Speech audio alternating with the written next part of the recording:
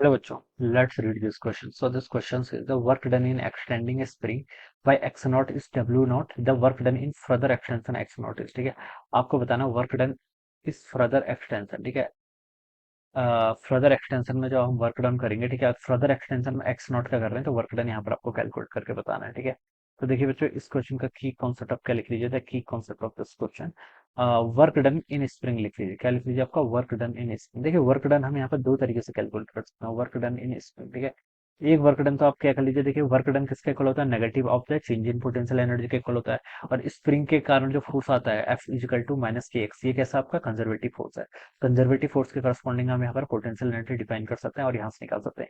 या फिर दूसरा तरीका देखिए बच्चों क्या है, आप देखिए यहाँ पर फोर्स वर्क डन एक्सटेंडिंग, इसको एक्सटेंड कर रहे हैं, ठीक है।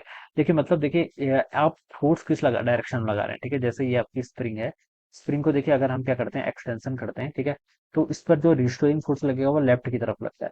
आप एक्सटर्नल फोर्स इसमें बाहर की तरफ लगा रहे हैं, ठीक है। इसका जो डिस्प्लेसमेंट हो रहा है, डिस्प्लेसमेंट ये भी क्या हो रहा है, बाहर की तरफ हो रहा है। तो हम बता सकते हैं फोर्स और डिस्प्लेसमेंट दोनों की डायरेक्शन क्या सेम है। तो आप यहाँ से देखिए अगर वर्क डन कैलकुलेट करेंगे, ठीक है, फोर्स देखिए पहले होगा कितना ही देख लेते हैं। माइनस के एक्स फोर्स तो देखिए इसमें अंदर की तरफ लगेगा, कितना अंदर की तरफ, ठीक है, this is the restrain force. तो एक्सटर्नली भी आपको इतना ही फोर्स लगाना पड़ेगा, ठीक है, कितना एफ इक्वल टू के एक्स के इक्वल, ठीक है। तो बच्चों हम यहाँ पर से लिख सकते हैं जो हम यहाँ पर वर्क फोर्स होगा वो कितना होगा आपका के एक्स के इक्वल, ठीक है। Work done in further expanding हमें यहाँ पर बताना है, ठीक है। यहाँ पर देखिए क्वेश्चन गिवन कर रखा है एफ एस के एक्स के इक्वल है। Work done in extending a spring by X naught is W naught, okay. Work done यहाँ पर हमें बताना है, ठीक है। अब बच्चों देखिए डब्ल्यू नॉट को हम क्या लिख सकते हैं, डब्ल्यू नॉट हो जाएगा आपका फोर्स इंटू डी एक्स के इक्वल। और एफ किसके इक्वल है यहाँ पर, स्प्रिंग फोर्स के इक्वल यानी कि के एक्स के इक्वल, ठीक है। तो आप उसको यहाँ पर ऐसे लिख लीजिए के एक्स टाइम्स आपका डी एक्स, ठीक है। अब देखिए फोर्स किस डायरेक्शन में लगा रहे हैं, this is our external force basically, ठीक है। जितना आपका अंदर की तरफ फोर्स लेगा उतना ही हम एक्सटर्नल फोर्स लगाएंगे, ठीक है। काइनेटिक एनर्जी वर्क को कंसीडर नहीं करेंगे, ठीक है। तो बच्चों हम क्या करेंगे, देखिए इसको हम बाहर की तरफ फोर्स लगा रहे हैं विद कांस्टेंट वेलोसिटी, ठीक है। अभी कांस्टेंट वेलोसिटी से बाहर जाएगी, ठीक है। तो फोर्स कितना हो जाएगा के एक्स, और डिस्प्लेसमेंट भी क्या है इसका बाहर की तरफ है, ठीक है। और कितना हुआ है देखिए एक्स नॉट हुआ है, यानी कि जीरो से लेकर एक्स नॉट तक अगर आपने इसको एक्सटेंड किया है तो वर्क डन देखिए के को बाहर ले आइए, एक्स डी एक्स का इंटीग्रेशन करेंगे तो एक्स स्क्वायर बाय टू, और लिमिट पुट करेंगे तो एक्स नॉट का स्क्वायर माइनस जीरो के इक्वल हो जाएगा।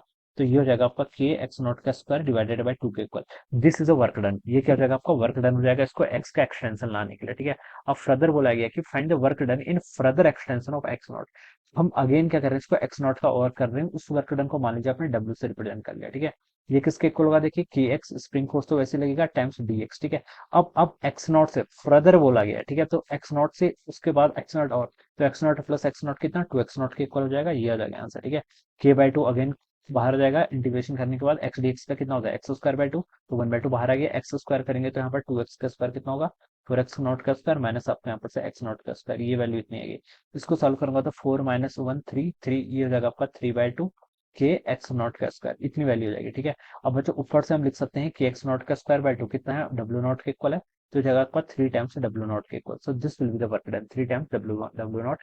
ये जो आपका किससे मैच कर रहा है, ए ऑप्शन से मैच कर रहा है। तो this will be the answer of this question, ये हो जाएगा इस क्वेश्चन का आपका correct answer. So I hope you are understood this concept. All the best and thank you so much.